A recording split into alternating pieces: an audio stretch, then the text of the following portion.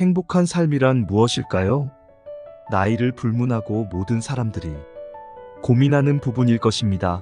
특히 노년의 삶을 지내고 계시는 분들에게는 더욱더 이 부분이 늘 고민이 되고, 어떻게 하면 노년의 삶이 변할 수 있을까 생각하는 분들이 많으실 것입니다.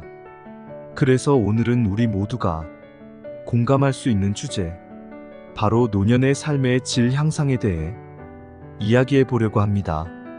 젊어서는 일하느라 아이 키우느라 그 상황에 맞추어 살아가는 것이 전부였던 시절이었습니다. 회사를 출근하고 퇴근 시간에 맞춰 집에 오고 집에서의 각자의 역할을 하며 그렇게 살아오다 보니 어느새 노년의 삶이 되었습니다. 노년의 시기를 보내다 보니 이제야 나를 돌아볼 수 있고 시간 여유도 생기게 되었습니다. 그렇기에 이 시기에 자신의 삶에 대하여 생각하는 분들이 많아지고 있습니다. 나이가 들수록 삶의 질을 유지하고 향상시키는 것이 중요한 부분입니다. 그 과정을 어떻게 시작해야 할지 막막할 때가 많죠. 하지만 막막하다고 해서 그냥 흘러가는 대로 살아가 보자라는 마음으로 시간을 낭비하면 안 됩니다. 작은 움직임이 쌓이고 쌓여 큰 변화로 돌아올 수 있습니다. 그래서 오늘은 제가 잘 알고 지내던 금옥 할머니의 이야기를 통해 어떻게 나이 들어가는 삶을 더 풍요롭고 행복하게 만들 수 있는지 알아보려고 합니다. 금옥 할머니는 저희 가족과 알고 지낸 지 오래된 이웃입니다. 몇 년 전만 해도 할머니는 또래 노년의 시기를 보내는 분들과 다를 것 없는 그저 평범한 일상을 보내셨습니다. 그런데 어느 날 작은 변화들을 시작으로 새로운 인생을 살아가고 계십니다. 그 과정 속에서 얻은 지혜들을 여러분과 나누고자 합니다. 할머니는 70대 초반의 나이에 접어들면서 건강 문제로 고심하게 되셨어요. 예전에는 젊은 시절부터 일을 하면서 일하고 가족들을 챙기느라 본인을 챙기는 것이 어색했습니다.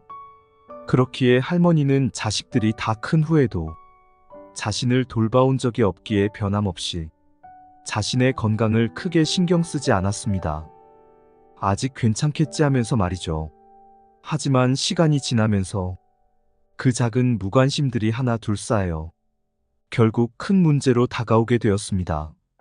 어느 날 할머니는 평소와는 달리 그냥 넘길 정도의 몸의 이상이 아니라 이대로는 안 되겠다 싶을 만큼 몸의 이상을 느끼게 되어 갑작스럽게 병원에 가게 되었고, 그곳에서 고혈압과 당뇨 전 단계라는 진단을 받게 되셨습니다.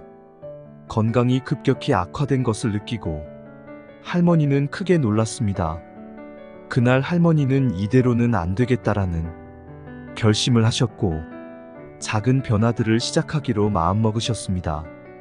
가장 먼저 식습관부터 바꾸기로 하셨습니다. 예전에는 단 것을 좋아하셔서 항상 주머니 속에는 사탕과 시장에서 파는 대용량의 젤리가 항상 들어있었고, 하루 몇 개를 먹는지 세어보는 것 없이 입을 쉬지 않고 먹곤 하셨습니다. 그리고 밥과 반찬도 항상 짜게 드시는 편이었어요. 하지만 건강에 좋지 않다는 것을 알고 난 후부터는 건강한 식습관으로 바꾸기로 결심하셨습니다. 처음엔 쉽지 않았어요. 할머니는 당분과 소금을 줄이는 것이 무척이나 힘들었다고 하셨어요. 습관이라는 게 쉽게 바뀌는 게 아니기에 더욱 힘들었다고 하셨습니다. 그래서 할머니는 처음에는 점진적인 변화를 시도하셨어요. 설탕이 들어간 간식 대신 과일을 먹고, 소금을 줄이기 위해 자연의 맛을 살리는 요리법을 배워보셨죠. 이러한 변화가 쌓이면서 몸도 조금씩 좋아지기 시작했습니다.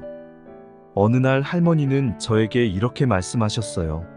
식습관을 바꿔보니 몸이 가벼워지고 무엇보다 정신이 맑아진 느낌이야. 할머니의 이야기를 들으며 건강한 식습관이 단순히 몸의 변화뿐만 아니라 정신적으로도 긍정적인 영향을 준다는 것을 알 수 있었습니다.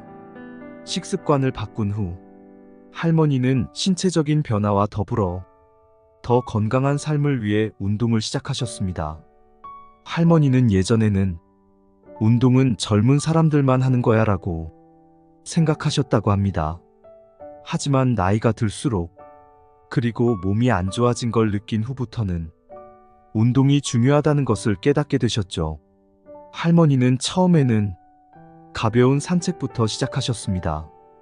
아침마다 동네 공원을 천천히 걸으면서 신선한 공기를 마시는 것이 얼마나 상쾌한지 말씀하셨죠. 워낙 움직임 없이 지냈던 시간이 길어서인지 할머니는 가벼운 산책도 처음에는 힘들었습니다. 그래서 욕심내지 않고 조금씩 산책 시간을 늘리기로 하였고, 처음에는 10분만 걸어도 다리가 아파 앉을 곳을 찾아다녔는데 한 달, 두 달 꾸준히 하다 보니 산책이 힘들지 않았습니다. 그리고 산책을 하다 보니 자연스럽게 동네 사람들과 인사도 나누고 작은 대화도 이어지게 되었습니다. 그로 인해 운동이 단순히 몸의 건강뿐만 아니라 마음의 건강에도 큰 도움이 된다는 것을 느끼셨습니다. 작은 변화로 건강이 좋아지는 것을 느낀 할머니는 자신감을 갖게 되었고 더 다양한 도전을 하기로 결심하셨어요. 그래서 할머니는 산책하면서 알게 된 친구의 권유로 동네 복지관에서 운영하는 요가 수업에 등록하셨습니다. 처음에는 요가가 무엇인지도 모르기도 하였고 생전해보지 않았기에 몸이 뻣뻣해서 동작을 따라가기 힘들어 하셨지만 점점 유연해지는 몸을 느끼면서 자신감이 생기셨습니다. 꾸준히 요가 수업을 하다 보니 할머니에게 이제는 요가 수업이 일상이 되었고 몸과 마음이 모두 건강해지는 경험을 하고 계십니다. 운동을 통해 건강을 찾은 할머니는 이젠 사회적 관계를 더욱 중요하게 여기시게 되었어요. 할머니는 예전에는 집에만 계시면서 외로움을 많이 느끼셨다고 합니다. 가족들이 자주 찾아와 주지 못하고 친구들도 하나둘씩 멀어지면서 외로움이 깊어졌죠. 하지만 요가 수업을 시작하면서 새로운 친구들을 만나게 되셨습니다. 같은 수업을 듣는 할머니들과 자연스럽게 이야기를 나누게 되고 그들과 함께 시간을 보내는 것이 일상의 큰 즐거움이 되었죠. 이제는 요가 수업 후에 다 함께 차를 마시며 소소한 대화를 나누는 것이 가장 행복한 시간 중 하나라고 말씀하십니다. 이렇듯 사회적 관계는 우리의 정신적, 정서적 건강에 큰 영향을 미칩니다. 할머니는 사람들과의 연결이 얼마나 중요한지 깨닫게 되셨고, 그 덕분에 외로움 대신 따뜻한 관계를 유지하며 더욱 행복한 삶을 살고 계십니다. 또한 새로운 취미를 통해 자신의 삶을 더욱 풍요롭게 만들고 계십니다. 예전에는 취미 활동을 잘하지 않으셨습니다.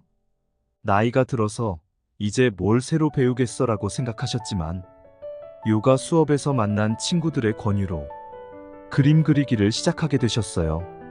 처음엔 그저 심심풀이로 시작한 취미였지만 시간이 지나면서 그림 그리기가 큰 기쁨이 되었어요.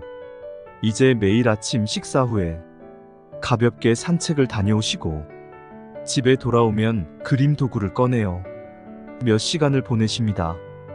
그림을 그리면서 마음이 편안해지고 새로운 창의력을 발휘하는 자신을 발견하게 되셨죠.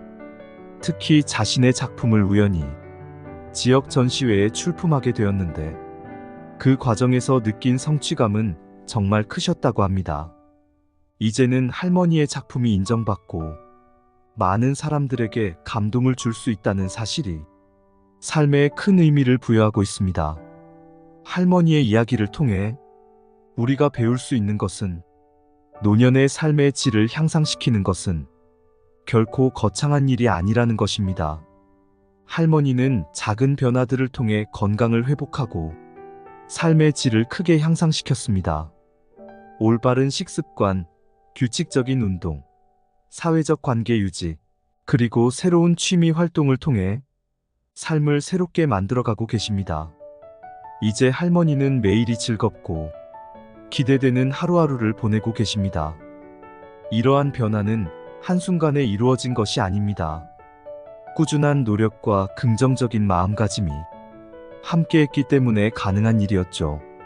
이 영상을 보시는 분들 중에서도 할머니와 비슷한 상황에 계신 분들이 많으실 거라고 생각합니다. 나이가 들면서 변화를 시도하는 것이 두렵고 어려울 수 있습니다.